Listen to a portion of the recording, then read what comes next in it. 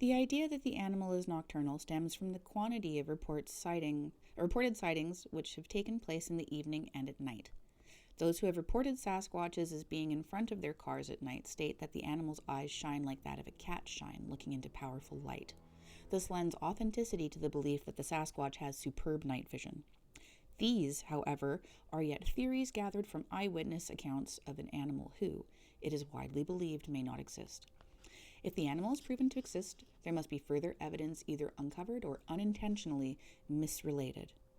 The fossilized remains of a lower jaw belonging to a huge Asian ape, known as the Gigantopithecus, and believed to have resided in the area of China and India, may place the Sasquatch into the fossil record.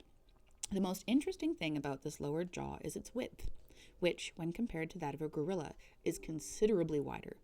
The gorilla, whose lower jaw is very narrow, spends most of its time on all fours, and its head does not sit on top of its body. The Gigantopithecus, however, has a wide lower jaw very much like that of a human. This has led researchers to conclude that the Gigantopithecus is an erect bipedal animal, one which walks upright, with a neck. Also, judging by the size of its jaw, the animal was incredibly huge. It is important to note that the reports of Sasquatch described as it being an upright animal with shoulders and a small neck. Could this giant Asian ape be the ancestor to the Sasquatch?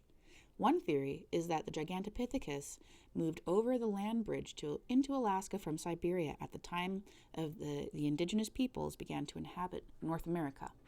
The animals left in China somehow became extinct, and those who moved over to the North America became known as the Sasquatch.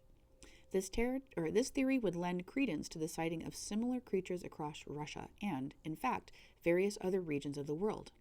Unfortunately, aside from the reported presence of more human-like hair-covered creatures, Almas, north of China, we have no direct evidence that the Gigantopithecus ever traveled.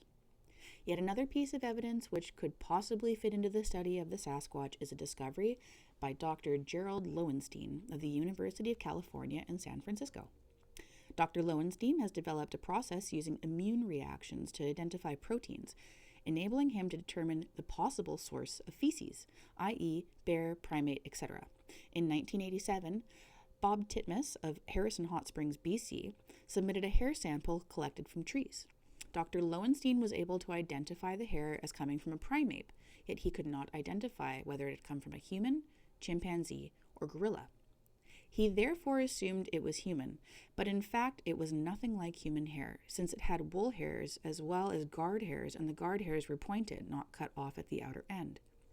Unfortunately, he had ground up the whole sample, otherwise it would have been simple to check his 3 possibilities with the microscope comparison. I am quite sure all 3 would be eliminated, as I doubt that chimps or gorillas would have wool hairs either, at this point not covered in any references, except that lowland gorillas definitely have no wool hairs. John Green, letter September 1988. Most definitely a higher primate was leaving hairs on the trees in California, a primate who could not be conclusively identified by advanced methods of identification.